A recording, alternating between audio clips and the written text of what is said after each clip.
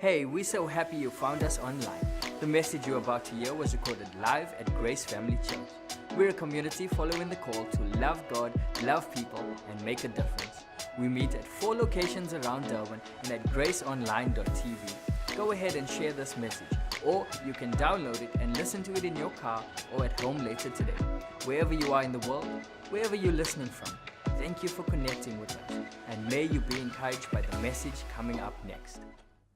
Why don't you turn to someone and say Happy Easter? I hope you've had a good weekend. Lots of chocolate. Calories and chocolate don't count this weekend, so enjoy. But I love Easter. I love what Easter is all about. Easter is also kind of a strange one for if you're a preacher. It's kind of a strange Sunday because in some ways it's just another Sunday, because resurrection is not just something that happened, but it's something that is kind of an ongoing reality in the life of those who call themselves followers of Christ. And so it's another Sunday, but it's also a strange Sunday because it's one of those Sundays where you know exactly what I'm going to preach. It's the same. In fact, I preached a message similar to this at our Riverside campus a while ago, and kind of you kind of know what's going to be said.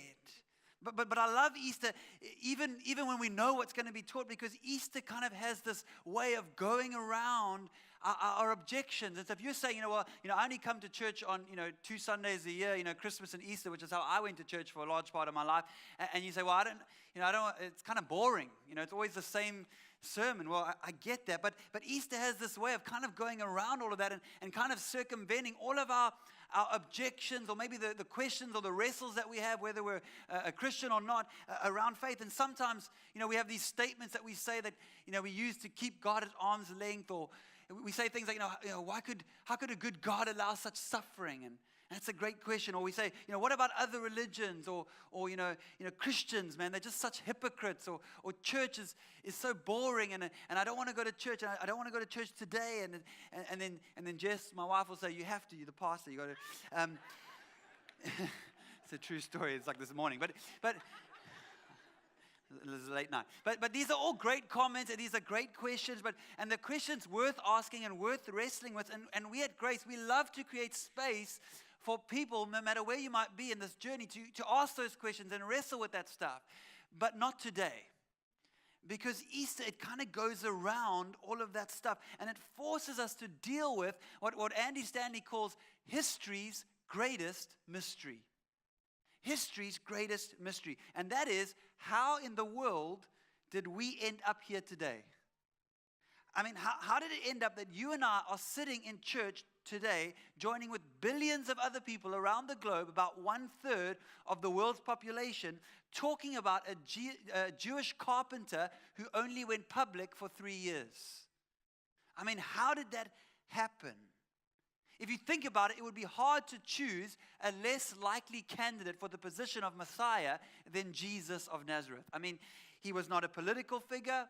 He led no military action. He never wrote a book. He hardly traveled. His followers were relatively unimportant and ridiculously uneducated people. I mean, they were just, so if you're here, and that's the thing, and yet 2,000 years later, it's virtually impossible to imagine a world without Jesus' imprint on it.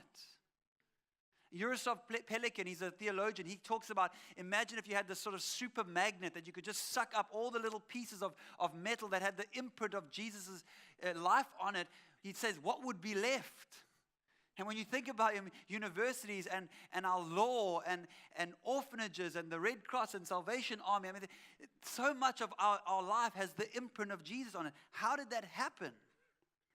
And so if you're here and you're kind of exploring Jesus and Christianity and the whole church thing, or maybe you're here and you just, if you're honest, you just got like both feet on the brakes. You were dragged here by your wife. You were told by your mom you got to come to church, whatever. And maybe you're sitting in the front. It's like, because often happens that way. In the last service, all the oak, they can see their first time in church and they get ushered to the front. And one oak's dancing, and anyway. Hi. Okay. But if you're here, and I want to encourage you today to at least consider what the resurrection means. At least consider Christ, or becoming a Christ follower, becoming a Christian, in spite of the fact that you know some. In spite of the fact that you used to work for one, in spite of the fact that maybe you're married to one, in spite of the fact that you had a bad church experience, and even though you may be experiencing pain or a contradiction in your life, and maybe you are asking, how could God allow this to happen? In spite of all of that, I want to encourage you to lean in and consider what the resurrection actually means. Because thankfully, the foundation of the Christian faith is not Christians. Thankfully, the foundation of the Christian faith is not the behavior of Christians. The foundation of the Christian faith is not the church. The foundation of the Christian faith is not even the Bible. Let me explain. The foundation of the Christian faith, as Andy Stanley says, is not an inspired book, but the events that inspired the book. And that event is the event that we celebrate today at Easter. It's that He is risen. It's the resurrection. I don't know if you kind of got wind of a hashtag that was going around. It was Resurrection Challenge. It was something that kind of went viral on social media, and basically the story was there was this pastor in a church, I think it was a South African church, and he kind of supposedly raised this guy from the dead, and then had pictures of this oak, and then it turned out to be a bit of a hoax, and his cell phone was ringing and all this stuff, and people went to town. And memes started coming out, funny pictures of other people pretending to, do it. And it was quite funny and all that. But I love, Mzansi's got a sense of humor when it smells a rat. But it raises this crucial question, and it was actually raised twice by Eusebius Makeza on 702 morning radio. And he asked this question, which I thought was profound. He says, how is it that you Christians are keen to jump on board with the resurrection challenge, to call out this hoax, which Christians were doing, when at the center of your own faith is the belief that 2,000 years ago a man died and rose again? And that's a crucial question. It's an important one. And that's what I want to talk about today, about the resurrection. Because as I said, this event, it forces us to address something that there really is no other plausible explanation for. And that is history's greatest mystery. How did we end up here? Now, let me just do a little quick kind of history. What's not a mystery, there's a couple of things that's not a mystery. What's not a mystery is how religions form and how cultures and movements begin, and how things change over time and how they spread. And they're the people who study this stuff. There's a whole science to anthropology and all that. And here's how it works. Generally, there's this pattern. There's this unrest that exists in society. So there's this unhappiness. There's this kind of tension that exists within society. And in that unrest, an outlier emerges, usually a charismatic leader. And that person introduces change, a different way of thinking or believing or behaving. And of course, that person is almost always met with resistance, because the old guard doesn't want things to change, and there's a status quo that they usually benefit from, and so they try and prevent that. But eventually, if enough people begin to shift and say, well, I believe what this guy's saying, then there's a tipping point. And then the old is kind of transformed or overturned or reformed, sometimes in violent ways, and new ways of thinking or being are ushered in. And this pattern just repeats itself, because often the new ways of being then become the new traditional, and then there's an outlier that emerges from that, and so the pattern repeats itself. Case in point, Islam. I don't know if you know the story of Muhammad. It's a fascinating story. Before Muhammad, the Arab nations worshipped many gods, polytheism. They had many gods. And one day, a young man who would eventually become the Prophet Muhammad, he comes out of a cave and says that God has spoken to him through an angel, and he begins to share his teachings with his family and his friends and his village. And apparently he was a very gifted communicator and leader. And so it wasn't long before he had a following, and then eventually an army. And then he basically turned the Arab tribes away from worshiping many gods to this idea of monotheism, to worshiping one God. And the religion of Islam was born. And then in 632 AD, about 600 years after Jesus' death, Muhammad died of natural causes, but his followers said, this can't be the end. We've got to take these ideas that he had about God and move them forward. And there was actually division at the time, because some people wanted his son to take over as prophet, and others wanted a military leader. Anyway, in spite of that, the world religion of Islam is born. In more recent times, we have other examples like the civil rights movement. So again, you have this unrest in the States, this racism, this prejudice, not unlike we've had and have in South Africa. And so into that unrest steps Dr. Martin Luther King Jr., he's also a charismatic leader and a speaker, an orator, and he comes up and he kind of comes with this new idea about nonviolence. And that wasn't a new idea in the bigger sense, but it was new for this movement because up until that point it had been quite violent. And he introduces this idea. And even though he's tragically killed in 1968, the civil rights movement carried on based on Martin Luther King's ideas. And the status quo we know was left behind, and it's a beautiful change of transformation and reformation. And it makes sense to us. I mean, we can understand how this happens. And this pattern pretty much exists across all cultures and contexts and time. But here's my point. All of that to say, when you try overlay the pattern of the story of Jesus or Christianity, it simply doesn't fit. And this has confounded historians for centuries because it doesn't fit the normal pattern. And the real reason it doesn't work is because unlike Muhammad or Gandhi or Buddha or Martin Luther King, Jesus' message centered on himself. He was the message. You know, all other prophets and people before him, when they wanted to talk about God, they would point away from themselves. They would say, if you want to know what God looks like or is like, don't look at me. Here's what God looks like. Jesus says, if you want to know what God looks like, look at me. He said, I am the bread of life. I am the light of the world. I am the way, the truth, and the life. He said to receive him was to receive God. To welcome him was to welcome God. To have seen him was to have seen God. I heard a story, maybe you've heard it before. There's a 5-year-old little girl, and she's drawing this picture, and she's super into it. And the mom comes along and says, honey, what are you drawing? And she says, I'm drawing a picture of God. And the mom says, but you can't draw a picture of God. You don't know, no one knows what God looks like. And the girl says, well, they will when I'm finished my picture. You know? So, come on, mom. Jesus says, if you want to know God, if you want to know what God looks like, look at me. In John 10, he says this, I and the Father are one. Again, they picked up stones to stone him. Then Jesus said to them, I have shown you many great miracles from the Father. For which of these do you stone me? We're not stoning you for any of these, they replied, but for blasphemy, because you, a mere human being, claim to be God. Now, this is what got him killed. I mean, it was not because he was a liberator or a revolutionary, although I think in many ways Jesus was exactly that. He was incredibly revolutionary in subversive ways. But in an external sense, he said, pay to Caesar what's due Caesar. He wasn't trying to overthrow Rome. In a religious sense, to the religious leaders, he said, I haven't come to abolish your law. I've come to fulfill it. None of those statements would have justified a crucifixion, a Roman crucifixion. The reason he was crucified was because he claimed to be God. And that was a big deal back then, and it is still a big deal today. Why is it so important? Well, because if this was his message, that Jesus was God personified, then his message would have died with him. You see, his followers' hopes would have died with him too, because unlike Muhammad or anyone else like that, no one on Saturday after Jesus' death was saying, now that our leader's dead, we've got to carry his teachings forward, his ideas forward, because he was his ideas. He was his teaching. It's centered. His teaching wouldn't have made any sense to pass on to another generation if it wasn't, because it was centered on him. So I wrote it like this. When Jesus died, no one believed his message. When Jesus died, no one took his claim seriously. When Jesus died, the movement died with him. Because it was less about his principles and his parables as it was about himself.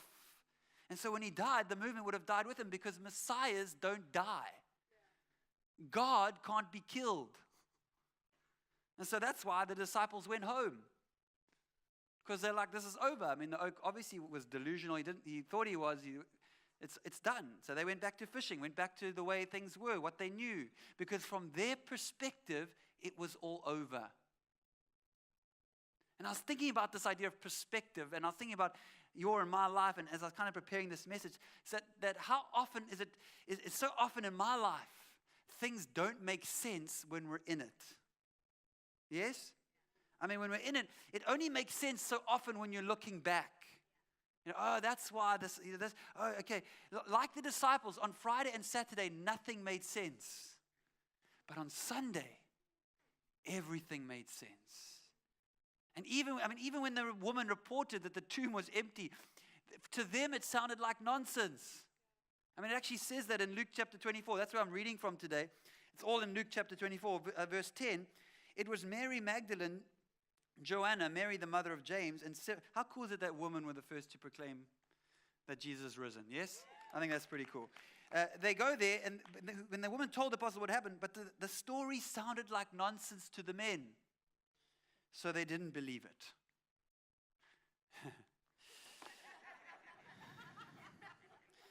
That's been happening ever since. You know what I mean? On Sunday, and Friday said nothing made sense. On Sunday, everything made sense, and they could see the hand of God in the whole thing, even in a Roman crucifixion. And I thought, how true is that of you and me? I mean, could it be that that's true of our lives? How usually we don't see God at work while He's at work.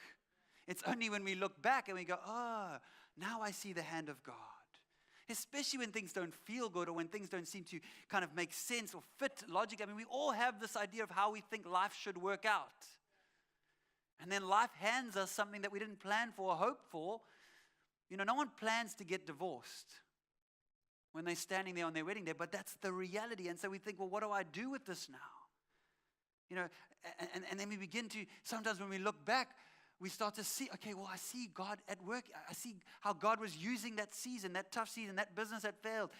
Doesn't feel like it when you're in it, but that's so often how God is at work. If you're here last week, I spoke about it, and the question I asked was, what do you do when what you had in mind is not what God had in store? And we spoke about the fact that often what God has in store is so much more than what we had in mind. But we don't always see it. And while it looks like things are out of control, behind the scenes there is a God who has not surrendered His authority. He's still in control. And so often the thing that has caused the greatest pain is also the thing that often produces the greatest power in our lives. That's how God works. But of course, it takes faith to believe that. That's what the cross is about. And we've got a cross up here, but the cross is empty. You see, from the disciples' perspective, on Friday and on Saturday, it was all over. Time to go home. Jesus wasn't who He said He was. So the mystery is, how in the world are we still here today? How is it that 1/3 of the world still calls His name and claims He's Lord? How is it that this crazy movement that should have died when He died survived? You see, Easter solves history's greatest mystery. And the only way it solves the mystery, the only way we can really explain the rapid rise and spread of Christianity from this ragtag bunch of nobodies, fishermen and tax collectors, is that the resurrection really happened. It really happened. That's the thing about resurrection. You know, I had this idea that the resurrection was kind of a metaphor, an idea. You know, and it's just a way that we kind of use to describe this thing. But it's not that. It's more than a beautiful idea. It is an historical event. An event that literally changed the course of human history. And by the way, changed my life as well. And changed many lives in this room. How else do we explain it? You see, the reason the church spread, the reason the followers of Jesus, these guys who by their own admission, by their own writing, were a bunch of cowards who basically ran away and deserted Jesus at His hour of greatest need. These guys who at first didn't believe the woman, the reason these guys re-engaged the message of Jesus with such passion was not actually because of the message of Jesus. The reason they re-engaged was not because of the crucifixion of Jesus. It wasn't because of something Jesus taught. It was because of someone they saw. And who they saw was a living Jesus, a resurrected Jesus. And suddenly these cowards, suddenly these men who didn't expect the resurrection, who were, hiding, suddenly they go out into the streets preaching and teaching with boldness in a matter of days. And that's historically recorded. I mean, what happened? And if it was just a metaphor, just an idea, or they'd stolen the body or whatever, I mean, these guys went to their death declaring that. Proclaiming Jesus risen. Surely if it was a metaphor, an idea, if it was some sort of a hoax, they would have been the first folks to say, actually, But they went to their death declaring this truth because it really happened. And what's so interesting to me, and I never really noticed this before, and Andy Stanley again helped me on this, he says the early message of those first few days or weeks or months after the resurrection, the message that they preached was very simple. It was like a 4-point message. They didn't preach about the love of Jesus or the parables of Jesus. That came much later. Really, they just spoke about 4 things. This was their message. I wrote it down. You killed him, because they were talking to people who were actually there. You killed him. God raised him. We've seen him. Now say you're sorry. How's that for Easter message? You killed him. Now say you're sorry. Turn to someone and say, I'm sorry. No, I'm joking. Don't do that. You may need to do that. Sorry, my darling. But their message was, hey, if a man can predict his own death and resurrection and then pull it off, go with that guy. Just go with that guy. If he can pull off his own death and resurrection that he predicted, just go with him, because the resurrection is real and it changes everything. Now, without the time that we have remaining, I want to kind of close with, I want to zoom in a little bit on a story that's found in Luke's gospel, in Luke chapter 24, if you just read on. And it's about these 2 disciples that are walking on the road to Emmaus. This is on the day that Jesus was resurrected. But for them, we meet them when for them all hope is lost. Jesus died, and essentially they're just heading home. Okay, and Jesus kind of, I want to point to a few things in the story that I think will have real relevance for you and for your life today. So Luke chapter 24, verse 13. That same day, the day Jesus rose, 2 of them were walking to the village, Emmaus, about 7 miles out of Jerusalem. They were deep in conversation, going over all these things that had happened. In the middle of their talk and questions, I love this, Jesus came up and walked along with them. But they were not able to recognize him. I love Jesus. I mean, he just comes up and just starts walking there. I mean, I love how sneaky Jesus can be sometimes. You know what I mean? Jesus is sneaky. You don't often hear a message on that, the sneakiness of Jesus. I mean, you hear about the love of Jesus, the power of Jesus, the sovereignty of Jesus. I've never heard a sermon on the sneakiness of Jesus.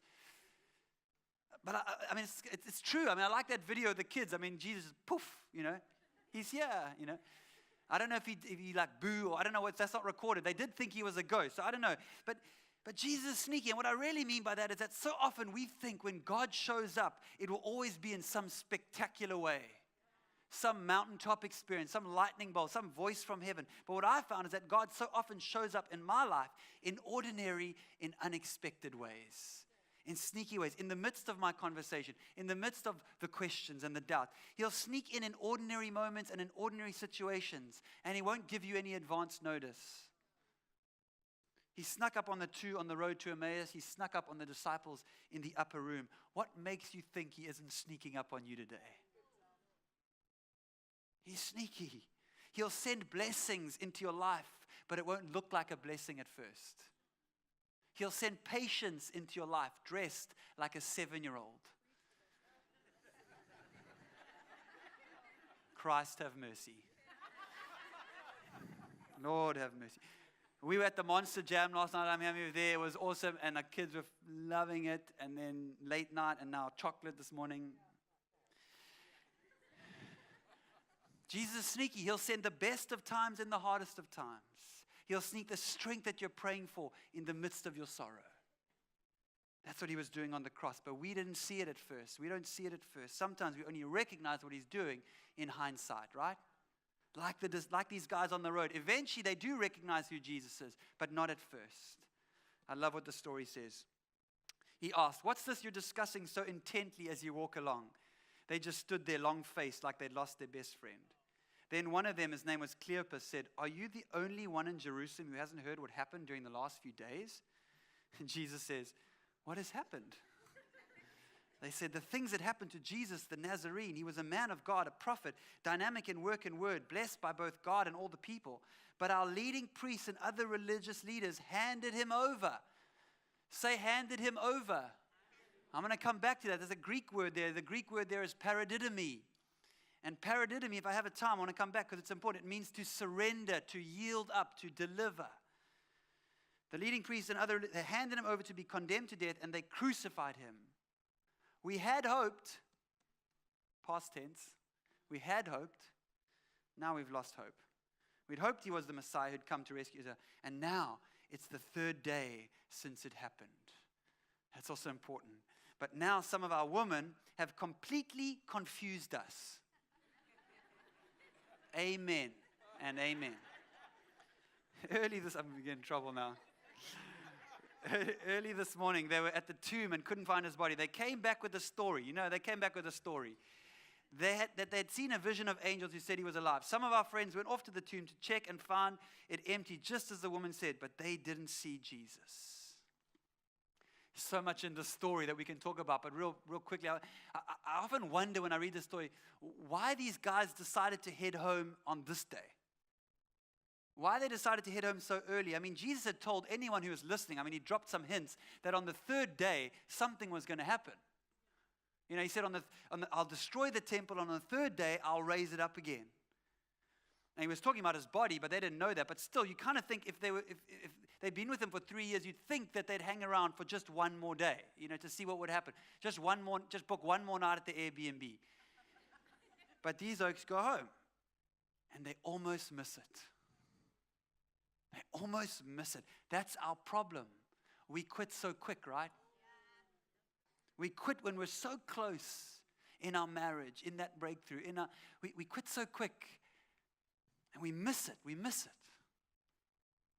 So I just want to say, if you feel like you're here this morning, and you feel like maybe you missed it, maybe you feel like you've messed up so bad God could never forgive you. Maybe you're in a situation right now that it just seems like there's no hope, and all hope has died. Maybe you've been waiting for God to do something in your life or to reveal himself to you, but you've got nothing. I want to encourage you not to go home. Don't go home. Go home because go home. But as a metaphor, you know what I'm saying? Stay in, lean in, keep trusting, keep seeking, keep knocking. Jesus said, to all who are seeking, they will find. To all who knock, the door will be opened. And if you find yourself in a Saturday season, I want to encourage you. Sunday is coming. The third day is coming. In fact, it is upon us. And God knows what you're hoping for and longing for and praying for. And the resurrection is real. It really happened. And because of that, we who hope do not hope in vain. Because only God can turn a mess into a message. I said it last week. I'll say it again. Only God can turn a trial into a triumph, and a test into a testimony, and a victim into a victory. See, on Friday, Jesus' great courage got him arrested, and his great love led him to the cross. His great heart stopped beating. On Friday, that which looked like a horribly tragic ending to such a wonderful life turned out to be the greatest sacrifice of love in the history of the world. And then on Saturday, there was a great silence, for the king was sleeping. And Jesus entered into death for you and for me. But on the third day, a stone got rolled away. Death lost its sting, the grave lost its victory. On the third day, hell was defeated, death was dethroned, darkness was derailed, and the devil was demotivated. On the third day, hope got fulfilled. The tomb was emptied. On the third day, faith was vindicated. The prophets were validated. The soldiers were aggravated, and the disciples were animated. On the third day, sin lost, shame died, hope soared, love won. On the third day, you and I got something to live for beyond ourselves, something beyond our death to hope in. This, therefore, is the central proclamation of the greatest victory over the darkest enemy by the noblest hero for the loftiest cause in all of human history. And if there's anything in this sorry, dark world that is worth celebrating, it's this truth that Jesus Christ is risen. He is risen indeed. Let's stand as we sing together. On a criminal's cross, darkness rejoiced as though heaven was lost. Then Jesus arose with our freedom in hand. That's when death was arrested and my life began. Oh, your grace so free washes over me. You have made me new.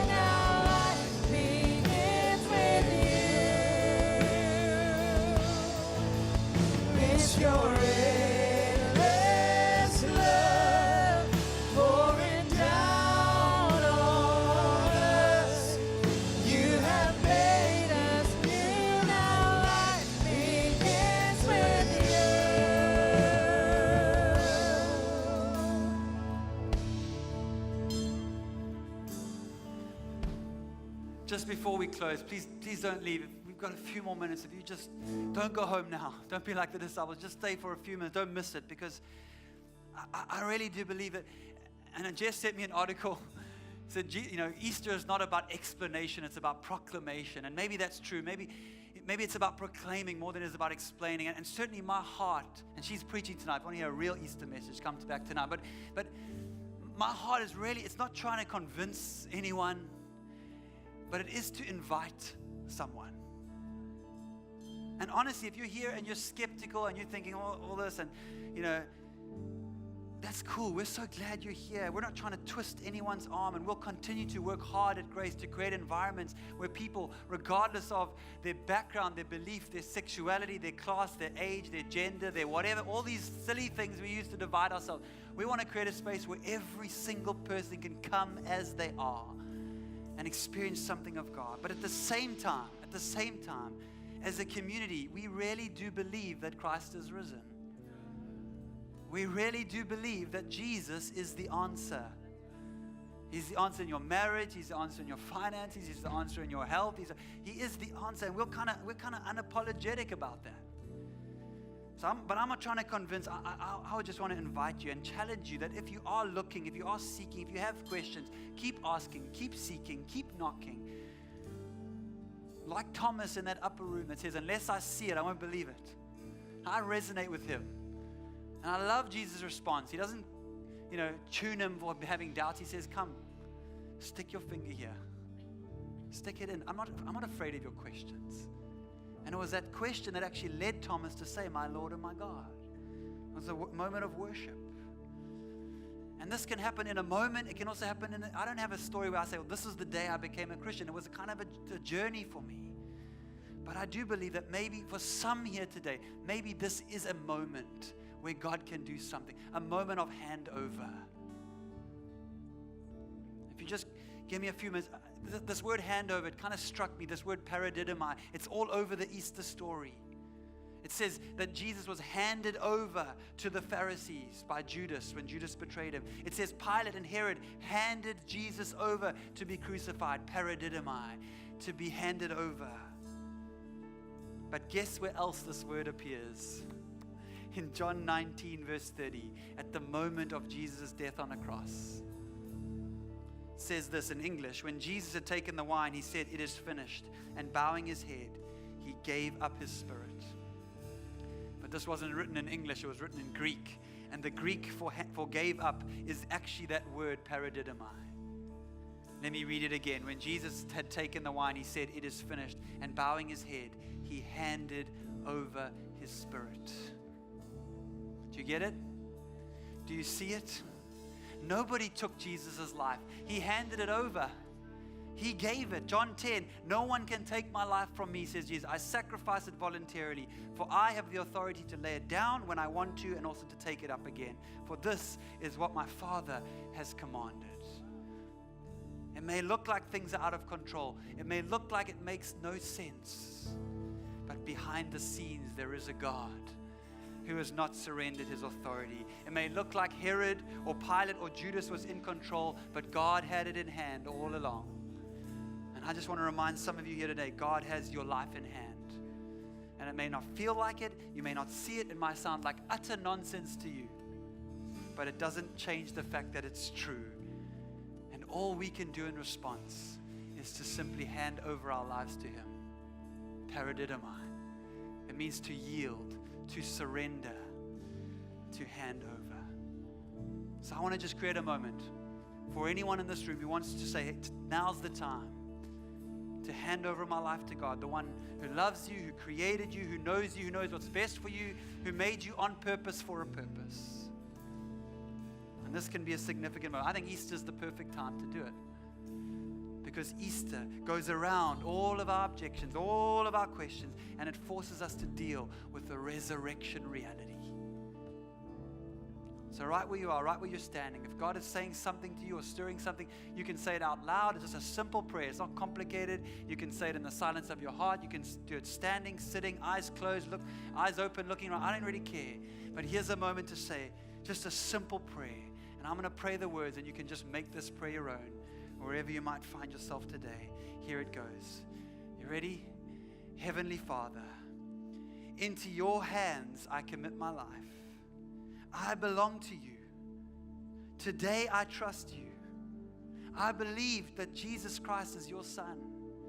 And today I make him Savior and call him Lord. Forgive me of my sin. Change my heart. Make me a brand new creation. From this day forward, I will follow you all the days of my life. Amen. Amen. If you prayed that prayer, let's just join together and celebrate all those who prayed that prayer for the very first time. Let's sing one more chorus together.